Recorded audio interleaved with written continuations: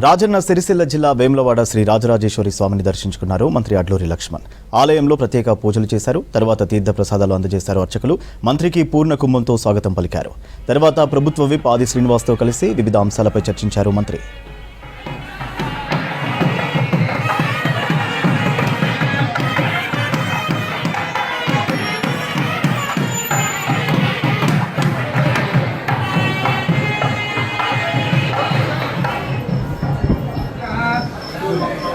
नाम लक्ष्मण कुमार ध्यान सिद्धि अभिषेकरा बुद्धां करिष्ये ओम गणानां त्वा गणपतिं हवामहे कविं कवीनाभवमस्तमस्तमं येन्द्रां ब्रह्मणां ब्रह्मणस्तनूभिः देवहितं जगायो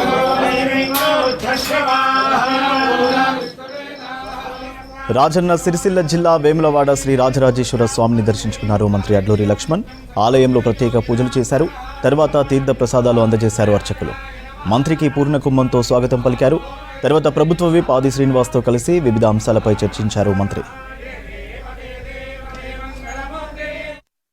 వర్గాలకు ఫలాలు సామాజిక న్యాయం జరగాలని, పేదవాళ్లకు కాంగ్రెస్ పార్టీ అండగా ఉండాలని, వర్షాన్ని ఎండను లెక్క చేయకుండా,